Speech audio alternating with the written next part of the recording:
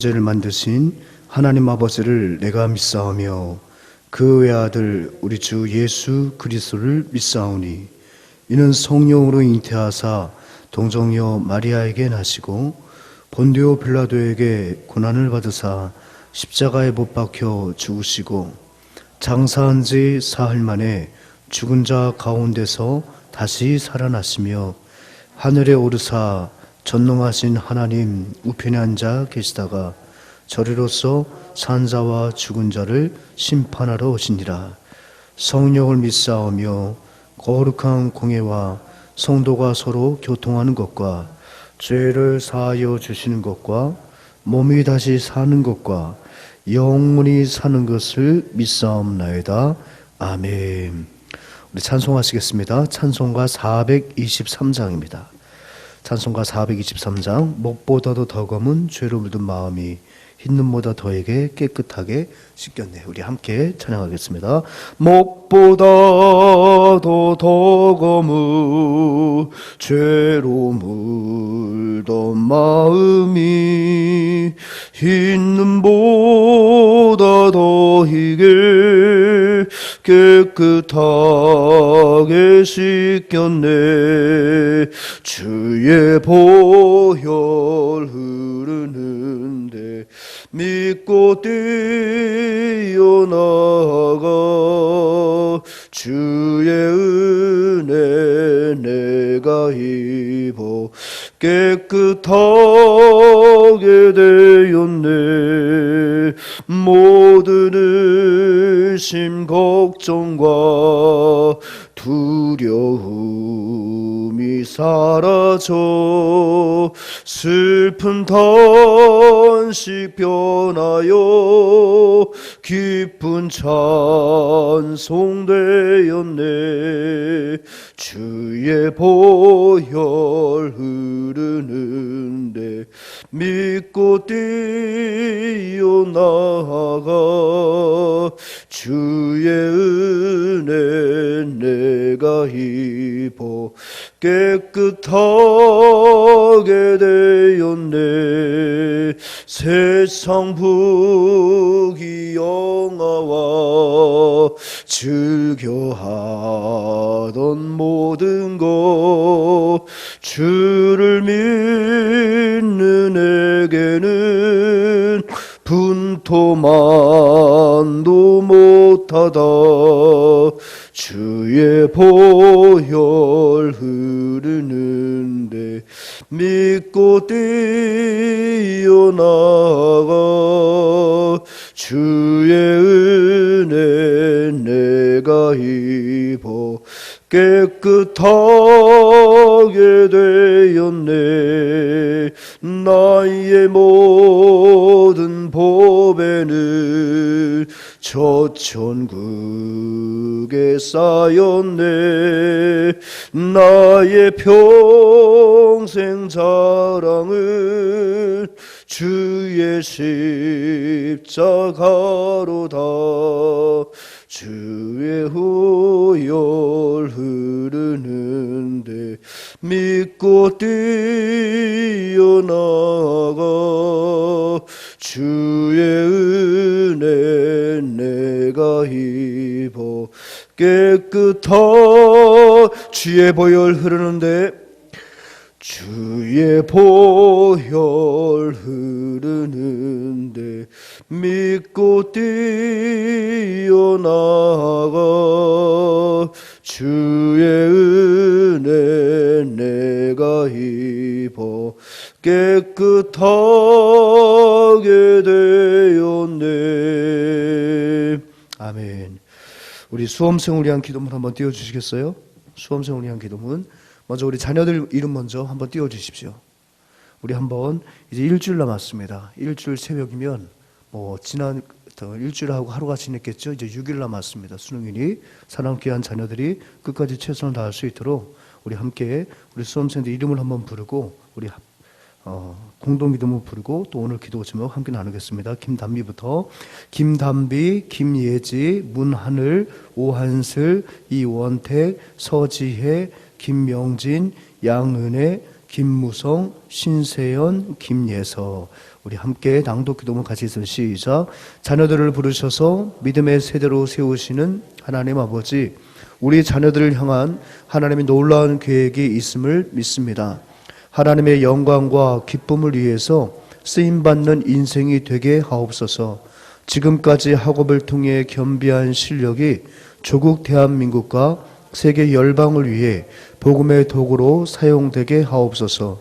하나님의 비전의 배에 몸을 싣고 인생의 멋진 항해를 이어가는 신실한 믿음의 사람들이 되게 하옵소서. 자녀들을 사랑으로 살피시고 인도하시는 하나님 아버지, 우리 자녀들의 삶을 지켜주시고 동행해 주셔서 감사합니다. 중요한 시험을 앞두고 있는 자녀들을 기억하여 주시고 가장 좋은 길로 인도하여 주옵소서.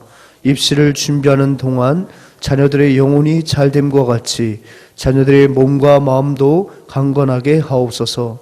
모든 두려움과 염려로부터 지켜주시고 여호와 샬롬의 평안을 모든 시간 모든 장소에서 경험하게 하옵소서. 우리의 유일한 소망과 능력이 되시는 예수 그리스도의 이름으로 기도합니다. 아멘. 더불어서 오늘 매주 금요일마다 우리가 함께 기도하는 제목을 나누고 기도합니다. 우리 파송 선교사님을 위해서 기도하겠습니다. 우리 파키스탄의 바바 선교사님, 우간다의 저스터스 선교사님, 또 우리 루안다의 이태우 선교사님, 필리핀의 구자원 선교사님, 하나님 네 분의 우리 파송 선교사님과 우리가 협력하는 선교사님들의 건강을 지켜주시고 사역 가운데 하나님의 성령의 기름을 부어 주옵소서. 세계 열방의 선교사를 더욱 파송하는 우리 교회가 되게 하시고 또 교회가 필요한 곳에 교회를 건축하는 우리 주는 교회가 되도록 주여 우리를 사용하여 주옵소서. 하나님께서 우리 가운데 붙여주신 믿지 않는 사람들에게 복음을 전하고 그들을 주님 앞으로 인도하게 하옵소서. 계속되는 성경 정독과 또 수능 수험생 방법에서 기도했지만 계속해서 우리가 남은 활동에 같이 기도했으면 좋겠습니다. 다 같이 한 목소리로 함께 기도하겠습니다.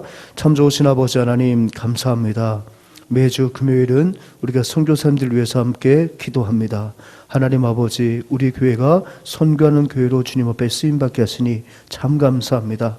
하나님의 은혜 가운데 파송한 네 분의 선교사님을 기억하여 주셔서 저들의 섬김과 저들의 헌신 가운데 아름다운 복음의 열매가 주렁주렁 맺도록 주께서 은혜를 더하여 주옵소서. 또한 아버지, 우리가 협력하고 있는 선교사님들과 또 협력하는 선교 기관 가운데에도 은혜를 더하여 주셔서 하나님, 세계적인 코로나 팬데믹으로 모두가 어려움을 당하고 있는 때에 현지에서 귀한 선교 사역을 감당하며 또 선교사님들 지원하는 모든 단체 가운데에도 하나님의 은혜가 더욱더 강력하게 임하여 이 팬데믹을 잘 극복할 수 있도록 은혜를 도와주시길 주시길 간절히 원합니다. 아버지 하나님 고맙습니다.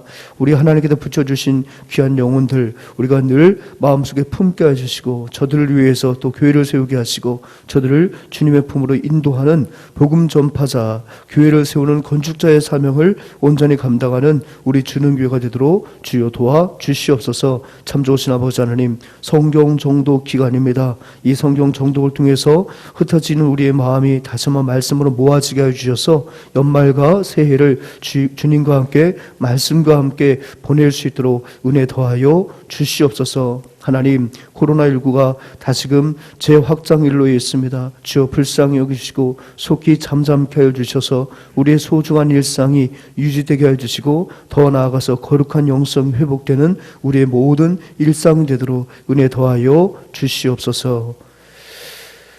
참 좋으신 아버지 하나님, 자고 나면 코로나 확진자가 늘어나는 참 어려운 그런 형편 속에 저희들이 놓여 있습니다. 그럼에도 불구하고 우리들의 건강을 지켜주시고 우리들의 가정을 지켜주심에 감사합니다.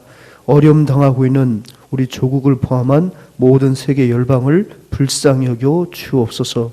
저 국경 너머의 많은 나라에서도 어려움을 당하고 있는데 특별히 그 가운데 파송되어 귀한 선교 사역을 감당하시는 우리 선교사님들, 열악한 의료 현실 속에서 저들이 노출되지 않도록 하나님 도와주시고 모든 선교지마다 생명의 복음이 더 힘있게 전파되도록 주여 도와주시옵소서. 우리 교회에서 파송한 네 분의 선교사님과 우리가 또 협력하고 있는 선교사님들, 또 선교단체 협력기관 가운데에도 은혜를 더하여 주셔서 모두가 하나님의 은혜로 코로나19 팬데믹을 지혜롭게 잘 극복할 수 있도록 도와주시옵소서. 하나님, 우리 교회가 해외에 더 많은 선교사님들을 돕고 더 많은 선교사님을 직접 파송하는 교회가 되게 하옵소서. 새벽 이슬과 같은 주님교회 청년들이 세계 열방을 품게 하여 주시고 저들 또한 선교사로 일정 기간 주님 앞에 헌신할 수 있는 마음도 하나님께서 허락하여 주시옵소서. 우리 주변에 복음이 필요한 자들 역시 우리가 그들에게 찾아가서 생명의 복음을 전하기 원합니다. 우리가 보내는 선교사만 되는 것이 아니라 또한 우리가 나아가는 선교사가 되게 해주시고 기도하는 선교사가 될 수 있도록 주여 도와주시옵소서. 이 아침에 말씀을 듣습니다. 우리의 모든 전인격이 주의 임재 앞에 서도록 주여 도와주시옵소서. 예수님의 이름으로 기도합니다. 아멘. 오늘 새벽에 함께 나눌 말씀은 시편 32편 1절부터 11절까지 말씀입니다. 시편 32편 1절로 11절까지 말씀, 구약성경 823면입니다.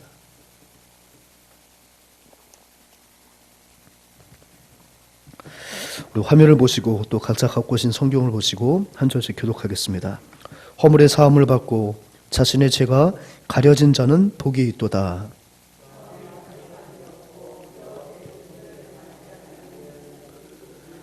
내가 입을 열지 아니할 때에 종일 신음함으로 내 뼈가 쇠하였도다.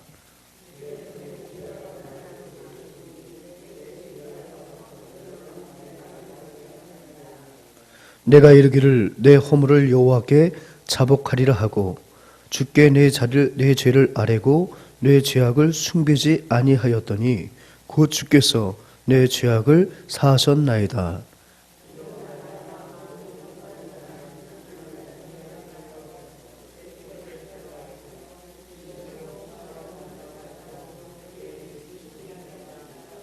주는 나의 은신처이오니 환난에서 나를 보호하시고 구원의 노래로 나를 두르시나이다.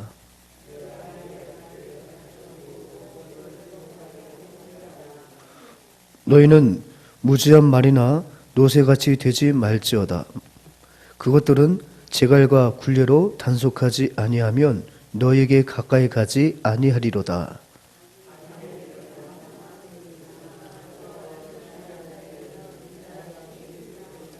함께 했습니다. 너희 의인들아 여호와를 기뻐하며 즐거워할지어다. 마음이 정직한 너희들아 다 즐거이 외칠지어다. 아멘. 한강다리를 건너가면 양화진 외국인 선교사 묘원이 있습니다. 언젠가 우리 교우들과 함께 같이 가서 우리 선교사님들의 개개인의 삶을 한번 조명해보고 다시 한번 선교 한국, 복음 한국의 꿈을 키우는 그런 날들이 이제 오리라 생각이 되어집니다. 그곳에서 한 145인의 묘가 있는데요. 선교사 가족을 포함해서 145개의 무덤이 있습니다. 묘비를 살펴보게 되고 또 묘비조차 없는 선교사 자녀들의 그 묘를 바라볼 때마다 드는 생각은 도대체 저들이 어떤 은혜를 갖고 이 낯선 땅에 와서 한 번뿐인 인생 주님 앞에 과감히 드릴 수가 있었을까? 저들에게는 내가 없는 무엇이 있었을까? 늘 그런 생각을 한번 하게 됩니다. 그때마다 드는 것은 바로 뭐냐면 얼마나 십자가의 은혜가 컸으면 이역만리 타양까지 와서 세계 열방 가운데 잘 알려지지 않은 은둔의 나라 조선을 향해 저들이 달려와 그 모진 문화적인 그 이질감과 풍토병에 맞서서 자녀를 이 땅에 묻고 그럼에도 불구하고 생명의 복음을 위해서 어떤 이의 묘비에는 조선 사람보다 조선을 더 사랑한 사람이었다는 헐버트의 그 묘비에 가면 그런 말인데 가슴이 뭉클합니다. 조선인보다 조선을 더 사랑했던 선교사. 도대체 저들 마음 가운데는 어떤 하나님의 은혜가 자리했길래 저렇게 열정적으로 살다 갈 수 있을까? 늘 되짚어보는 그런 질문 가운데 하나입니다. 아마 모르긴 몰라도 사실 저들에게만 있는 은혜는 아닐 거예요. 저와 여러분들에게도 저들 못지않은 동일한 은혜가 있다는 것을 이 새벽에 오늘 말씀 속에 다시 한번 직면하게 됩니다. 그게 바로 무엇일까요? 십자가의 은혜죠. 아멘. 십자가의 은혜예요. 여러분, 십자가의 은혜는 줄여 말하면 구원의 은혜요. 다른 표현으로 말하면 사죄의 은혜인 줄 믿습니다. 저들이 억만가지도 더 되는 모든 죄악 가운데에서 우리 주님의 그 보혈의 은혜로 사하심을 받았을 때 그 죄사함의 기쁨이 얼마나 컸으면 자신도 그 죄사함의 십자가의 은혜를 누리고 그 은혜를 알지 못하고 용서받지 못한 삶이 얼마나 피폐한 인생인가를 저들이 절실히 알기에 태평양을 넘어와서 은근의 땅 조선 땅에 사는 사람들, 십자가의 은혜를 알지 못하고 죄의 종노릇하며 살아가는 많은 하나님의 백성들을 안타까운 마음으로 바라보며 저들을 위해서 생명까지 바칠 수 있었던 그 선교사님들의 그 십자가의 은혜, 늘 곱씹어봐도 늘 마음속에 은혜의 원천처럼 다시금 하나님의 은혜 앞에 저를 인도한다는 것을 늘 깨닫게 됩니다. 오늘 본문을 보게 되면은 이 시인이 우리에게 어떤 인생이 복이 있는 인생인가를 선명하게 말하고 있는데, 이 복은 앞으로 우리가 받아 누릴 복이 아니라 이미 우리가 누리고 있는 복임을 다시 한번 각인시켜주고 있습니다. 여러분 1절과 2절을 한번 같이 한번 읽어봅니다. 시작. 죄 가운데 가려진 자는 복이 있도다. 마음에 간사함이 없고 여호와께 정죄를 당하지 아니하는 자는 복이 있도다. 아멘. 어떠한 자가 복이 있다고 지금 말하고 있어요? 허물의 사함을 받고 자신의 죄가 가려진 자는 복이 있도다. 우리 주님으로부터 모든 죄와 허물을 사함을 받고 그 죄를 가리움을 받은 사람들, 흰눈보다 더이게 깨끗하게 우리의 죄를 용서해 주신 그 사죄의 은혜를 받은 자가 정말 복 있는 사람이다라고 말을 합니다. 2절도 역시 동일한 표현인데요. 마음에 간사함이 없고 사죄의 은혜로 말미암아 우리 하나님께서 용서해 주시는 그 은혜로 말미암아 더 이상 마음속에 간사함이 없고 여호와께 더 이상 정죄를 받지 않는 인생이 참으로 복이 있다라고 말을 해요. 어떻게 보면 좀 동일한 표현이 반복되고 있죠. 왜 시인은 1절과 2절이 좀 비슷한 표현인데 이렇게 거듭 반복을 하고 있을까요? 약간 동일한 표현을, 유사한 표현으로 계속해서 죄 용서함을 받은 자가 복이 있다고 두 절에 걸쳐서 이야기합니다. 예, 다분히 의도가 있죠. 무엇을 말합니까? 우리 하나님의 그 사죄의 은혜가 늘 끝이 없다는 거예요. 그 용서의 은혜는 끝이 없다는 거예요. 끝이 없는 하나님으로부터 그 용서의 은혜를 받은 자가 정말로 복되고 행복한 인생임을 말씀하고 있습니다. 흔히들 말하죠. 오랜 기간 동안에 부채에 시달리는 분들이 드디어 10년 만에 그 엄청났던 끝도 안 보였던 모든 빚을 다 갚았을 때에 얼마나 행복해 하시는지. 어찌 보면 그 빚은 쌓여진 것은 아니잖아요. 그죠? 마이너스를 제로로 바꾼 거잖아요. 그럼에도 불구하고 그 모든 부채로부터, 모든 빚으로부터 이제는 다 벗어났다고 생각할 때 그렇게 행복하고 정말 두 다리를 쭉 뻗고 이제 잘 수 있겠다. 그런 표현을 하시는 분들을 제가 뵌 적이 있어요. 얼마나 그 마음의 빛이 그의 마음을 짓눌렀는지 거기서 노임을 받으니까 그렇게 행복하다는 거예요. 통장에 플러스로 쌓인 게 아니라 이제 제로가 된 거거든요. 근데 그럼에도 불구하고 마치 세상을 다 얻은 것 같은, 새 삶을 살아가는 것 같은 그런 어떤 마음속에 시원함을 낀다는 거죠. 여러분, 그것이 바로 십자가의 은혜로 죄의 용서를 받은 그 우리의 마음에 비할 것이 되겠습니까? 지금 시인은 말하고 있어요. 하나님 앞에 죄 용서 받은 자가 얼마나 복 있는 자인가. 시인이 왜 그렇게 그 사죄의 은혜에 대해서 이와 같이 복이 있다고 말을 할까요? 역으로 말한다면 그 죄악의 짐이 참으로 우리를 피폐하게 만들었기 때문이에요. 용서받지 않은 인생이 얼마나 비참한 인생인지, 탕감받지 못한 그 빚에 시달리는 그 빚쟁이가 얼마나 비참한 삶을 살아가는지 우리가 미루어 짐작하는 것처럼 죄의 용서를 받지 못하고 살아가는 그 인생들이 얼마나 고단한 인생을 살아가는지 역으로 이것은 우리에게 설명하고 있습니다. 여러분 3절과 4절을 한번 같이 한번 읽어볼까요? 3절과 4절입니다. 시작. 종일 쉬는 몸으로 내 뼈가 쇠하였도다. 주의 손이 쥐하로 나를 누르시오니 내 진액이 빠져서 여름 가뭄에 마름같이 되었나이다. 3절과 4절은요. 죄 용서 받기 이전의 상태를, 이전의 고통을 시인이 지금 묘사하고 있는 거예요. 내가 하나님 앞에 죄 용서를 받기 이전에 얼마나 고단하고 고통 속에 있었는지를 말하고 있는데요. 내가 입을 열지 아니할 때에, 내가 주님 앞에 참된 회개를 하지 않을 때에, 죄의 고백을 하지 못했을 때에 어떻게 했다고요? 종일 신음함으로 내 뼈가 쇠하였도다. 뼈가 쇠할 정도로 용서받지 못하고 그 죄를 고백하지 못한 그 마음의 무게를 말하고 있어요. 또 4절 보니까 주의 손이 주야로 나를 누르시오니, 주께서 우리에게 허락하신 그 양심, 그 양심이 나를 막 억누르는 거예요. 그거를 지금 주님이 누르신다고 말하고 있죠.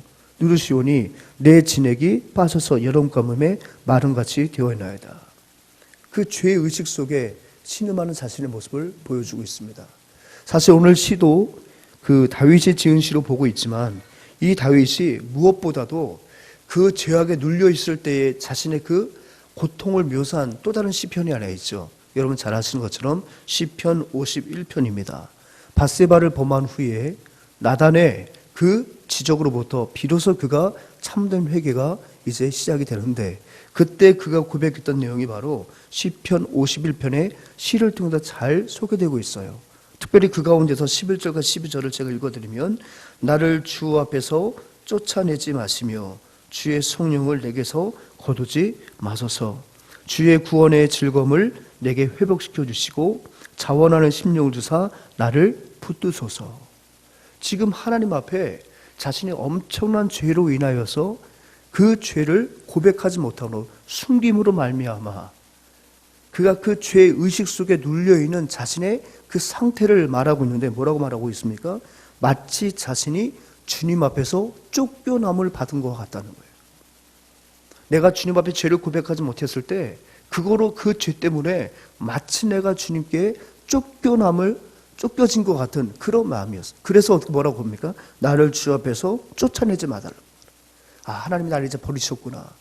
스스로 죄를 고백하지 못했을 때 그런 어떤 죄의 의식 속에 살아갔음을 이 시어를 통해서 보게 되는 거죠. 그래서 뭐라고 하면 주의 성령을 내게 거두지 마옵소서.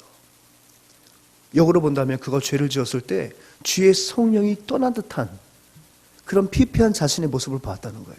여러분 특별히요, 이 다윗은요, 주의 성령이 떠나간 자의 비참함을 누구보다도 가까이에서 가슴을 치며 볼 수밖에 없었습니다. 그가 누구지요? 사울이죠.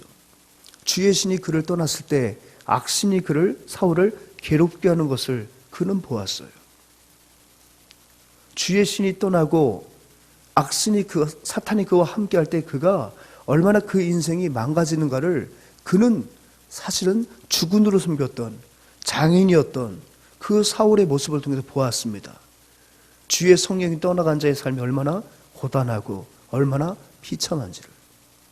근데 죄로 말미암아 주님 앞에 죄를 고백하지 못했을 때 자신의 상태가 바로 그와 방불한 상태였다는 거예요. 그래서 그는 지금 애타게 주님 앞에 참여하며 용서를 구할 때 촉구했던 게 바로 뭐예요? 주의 성령을 제발 거두지 마옵소서. 하나님 앞에 쫓겨진 것 같고 주의 성령이 떠나간 것 같은 그 아픔들. 12절에 보면 이렇게 얘기하죠. 주의 구원의 즐거움을 내게 회복시켜 주옵소서. 사랑하는 여러분, 구원받은 주의 백성들도 죄를 지을 수 있죠. 저와 여러분들 구원받은 백성이잖아요. 그죠? 근데 우리가 죄 져요, 안 져요? 죄를 짓죠? 그럼 우리가 죄를 지면 그 구원이 취소가 됩니까? 아니요. 구원이 취소되지는 않아요. 하나님 끝까지 우리를 붙드십니다. 아멘. 그런데 어떤 현상이 일어나요? 택함을 받은 백성들이 죄를 짓게 되면 어떤 현상이 일어나요? 구원의 기쁨과 즐거움이 소멸되는 거예요. 사탄의 끊임없는 참소와 그 양심의 눌림이 있어서 구원의 즐거움을 누리지를 못하는 거예요. 다윗이 그랬어요. 적어도 이런 죄의 고백을 하기 직전까지 그는 왕으로 앉아 있었고 늘 궁전에서 좋은 것을 먹고 늘 좋은 사람과 함께하는 시간들이었지만 돌이켜보면 그 기간은 지옥 같은 시간이었어요. 구원의 기쁨과 즐거움이 죄의 고백을 하지 못함으로 말미암아 소멸된 시간들이었어요. 그래서 그는 말하고 있습니다. 주의 구원의 즐거움을 회복시켜 주옵소서. 여러분, 그것을 오늘 시편 32편에서는 그 소멸되어 버린 구원의 기쁨, 하나님 앞에서 마치 쫓겨남을 당한 것 같고 주의 성령이 떠난 것 같은 그 마음의 고통을 시편 32편에서는 오늘 뭐라고 고백하고 있다고요? 자신이 종일토록 눌려진다고 얘기하고 있는 거예요. 내가 종일 신음함으로 내 뼈가 쇠하였도다. 주의 손이 주야로 나를 누리시오니 내 진액이 빠져서 여름 가뭄에 마른같이 되었나이다. 이러한 하나님과의 그 단절에 대한 그 고통을 그는 이와 같이 표현하고 있습니다. 그러면서 이것을 다시 회복할 수 있는 길은 무엇밖에 없다는 거예요? 주님 앞에 참된 회개를 통하여 복을 받는 수밖에 없다는 거죠. 그게 바로 6절과 7절입니다. 사라진 구원의 기쁨, 궁극적인 기쁨을 회복시키기 위해서는 오직 회개밖에 없다는 것을 지금 선포하고 있어요. 여러분 6절과 7절 같이 있습니다. 시작. 이로 말미암아 모든 경건한 자는 주를 만날 기회를 얻어서 주께 기도할지라. 진실로 홍수가 범람할지라도 그에게 미치지 못하리이다. 주는 나의 은신처이오니 환난에서 나를 보호하시고 구원의 노래로 나를 두루시리이다. 아멘. 어떻게 하라고요? 회개의 기회를 놓치지 말라는 거예요. 주님 앞에 허물을 고백하는 그 기회를 놓치지 말라는 것입니다. 그렇다면 그 회개의 기회가 따로 있는 것일까요? 그렇지 않아요. 죄를 지었을 때가 바로 회개할 타임이라는 거예요. 언제 회개할 기회가 따로 있는 것이 아닙니다. 내가 죄를 지었다면 그 이후로는 그 모든 것이 하나님께서 내가 죄를 지었음에도 불구하고 여전히 살고 있다면 살아가는 그 순간이 바로 뭐예요? 주님 앞에 죄를 고백할 시간인 거예요. 어찌 보면 여러분, 오늘 우리 이 아침에 눈을 떴네요. 우리가 교회에 왔네요. 하나님 어떤 기회를 주신 거예요? 어제 우리가 주님 앞에 지었던 모든 죄를 회개할 기회를 주신 거예요. 만약 지난밤에 하나님이 우리의 영혼을 거두셨다면 우리가 미처 주님 앞에 죄를 고백하지도 못하고 주님 전에 설 수밖에 없지 않습니까? 그런데 저와 여러분들 오늘 아침에 눈을 뜨게 만들었어요. 물론 다시 눈을 감고 싶은 것이 우리 마음이었지만 다시 눈을 뜨게 만드셨다. 다시 새 생명 주셨다는 거예요. 그럼 뭡니까? 아, 오늘 이 새벽에 바로 혹시 어제 짓고 주님 앞에 회개하지 못하고 노를 해가 지기 전까지 품지 말라고 하셨는데 여전히 그 노를 품고 잤던 내 자신을 돌아보며 오늘 이 새벽이 회개의 기회를 주시는 그 은총의 시간이라는 것을 우리가 깨닫게 되었을 때 오늘 우리 새벽에 고백할 기도가 바로 무엇이겠습니까? 사죄를 촉구하는 기도가 되어야 되지 않겠어요? 살아있는 동안이 회개의 기회예요. 회개의 기회가 1년에 한 번씩 돌아오는 대속죄일처럼 따로 구분된 것이 아니에요. 내가 지금 살아있구나. 그러면 내가 살아온 날들 속에 지었던 모든 죄가 오늘 주님 앞에 고백되어져야 한다는 것을 시인은 지금 말씀하고 있다는 사실입니다. 그러면서 여러분 8절과 11절에 그는 권면하고 있습니다. 내가 내 갈 길을 가르쳐 보이고 너를 주목하여 훈계하리로다. 9절 같이 있으면 시작. 너희는 무지한 말이나 노새같이 되지 말지어다. 그것들은 재걸과 굴레로 단속하지 아니하면 너에게 가까이 가지 아니하리로다. 10절 악인에게는 많은 슬픔이 있으나 여호와를 신뢰하는 자에게는 인자하심이 두리로다. 너희 의인들아 여호와를 기뻐하며 즐거워할지로다. 마음이 정직한 너희들아 다 즐거이 외칠지어다. 특별히 여기를 보게 되니까 9절 너희는 무지한 말이나 노새같이 되지 말지어다. 무지한 말이나 노새같이 통제되지 않은 말이나 노새같이 되지 말고 늘 하나님 앞에 회개함으로 정직한 심령을 갖고 살아가는 주의 백성이 되어야 할 것임을 고면하고 있다는 사실입니다.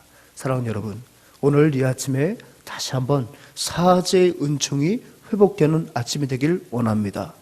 우리의 모든 일상 속에 지었던 모든 죄를 다시 한번 사함을 받고 다시 한번 우리를 복되게 하시는 그 하나님의 응원 속에 우리의 한 날이 시작되어 정말 기쁨과 은혜가 충만한 복된 날이 될 줄 믿습니다. 아멘. 기도하겠습니다.